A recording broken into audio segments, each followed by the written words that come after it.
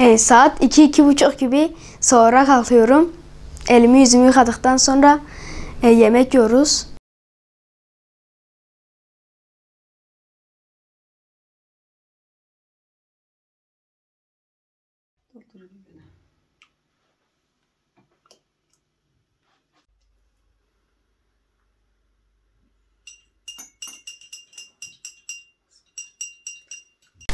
Sabah kalktığımda canlı derslerim başlıyor. 2.30'a kadar canlı derslerimi yapıyorum.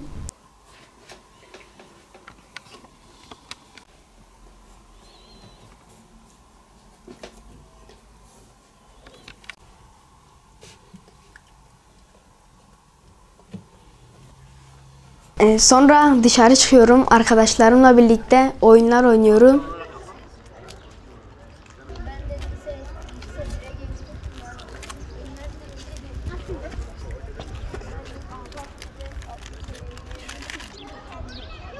Balona patladı.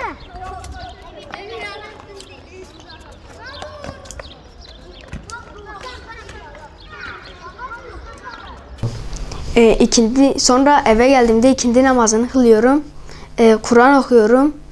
Sonra ondan sonra da kitap okuyorum.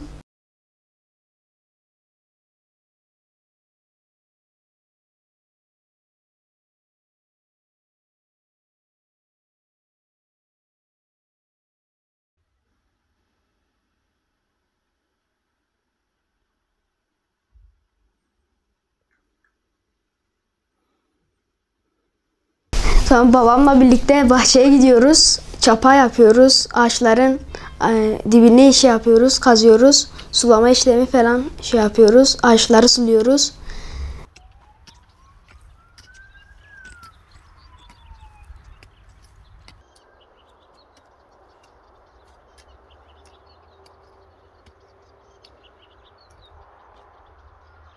Seyit Ali fırından 2 tane ekmek alır mısın?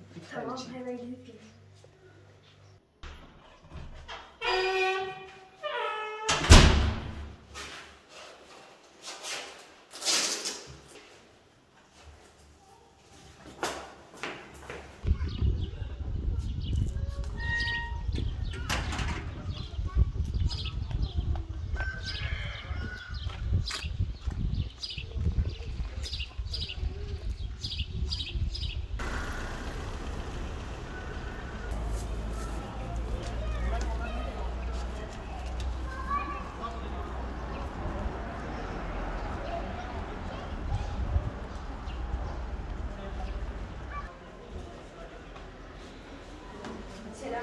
Aleykümselam hocam.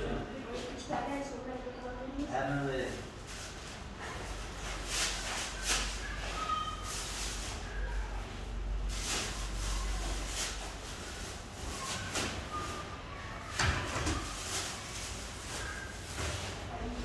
Güle Rabbim.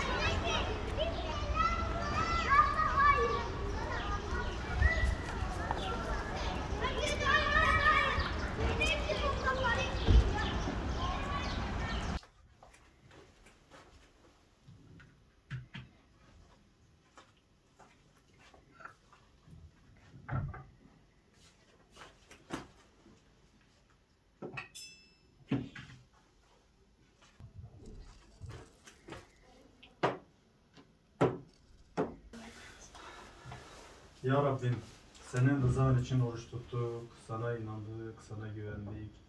Senin verdiğin rızıklarla iftarımızı açıyoruz. Ey Yüce Rabbim, sen fakir, fukaraya, yetime, yoksula, öksüze yardım et ya Rabbim.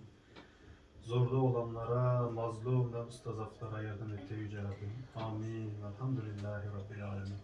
Ezanımızı da okudu, iftarımızı açabiliriz. Bismillahirrahmanirrahim.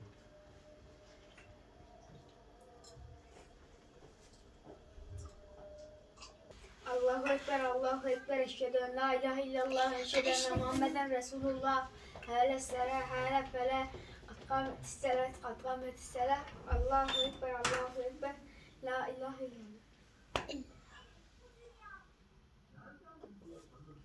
Allahu Ekber.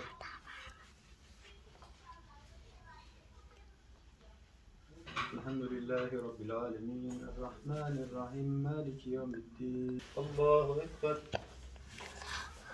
Semihallahu limen hamide. Allahu ekber. Allahu ekber. Allahu ekber. Esselamu aleyküm ve rahmetullah. Esselamu aleyküm ve rahmetullah. Allahümme ente selam ve minke selam. Tebarek ya zel celal ve ikram ala Resulina selavat. Saat 2-2.30 gibi sonra kalkıyorum. Elimi yüzümü yıkadıktan sonra yemek yiyoruz. Sahur yemeğini yedikten sonra sabah namazını babamla birlikte cemaatle kılıyoruz. Sabah kalktığımda canlı derslerim başlıyor. 2.30'a kadar canlı derslerimi yapıyorum. Sonra dışarı çıkıyorum. Arkadaşlarımla birlikte oyunlar oynuyorum. Sohbet ediyoruz, futbol oynuyoruz. Sonra eve geldiğimde ikindi namazını kılıyorum. Kur'an okuyorum. Sonra ondan sonra da kitap okuyorum. Sonra babamla birlikte bahçeye gidiyoruz. Çapa yapıyoruz. Ağaçların dibine işi yapıyoruz, kazıyoruz. Sulama işlemi falan yapıyoruz. Ağaçları suluyoruz. Bu işleri yaptığım için yoruluyorum, susuz kalıyorum. Tuttuğum oruç Allah'ın bize söylediği bir emir olduğu için sevinçliyim, mutluyum. Ve bu mutluluk yorgunluğumu ve susuzluğumu gideriyor. Ramazan ayında iftar saati benim için en mutlu olduğum saat dilimi. Bu saatte annem yemek yapmaya başlıyor. Ben de ekmek almaya gidiyorum. Sonra eve geldiğim iftar saati daha da yaklaşıyor. Ve ben de ezanı büyük bir sabırsızlıkla bekliyorum. Çünkü çalıştığım için hem yorgun hem susuz ve aç olduğum için bir an önce ezanın okunmasını bekliyorum. Ezan okunduğunda tüm oruç tutanların bir anda yemek yemesi çok hoşuma gider. İftarımı açtıktan sonra akşam namazımızı cemaatle birlikte kılıyoruz. Sonra yatsı namazını da kılıyoruz. Ondan sonra teravih namazını da kılıyoruz. Ve bir günümüz böyle mutlu bir şekilde bitmiş oluyor. İyi ki Ramazan var ve Allah bize böyle bir ay nasip ettiği için ona çok çok teşekkür ediyorum.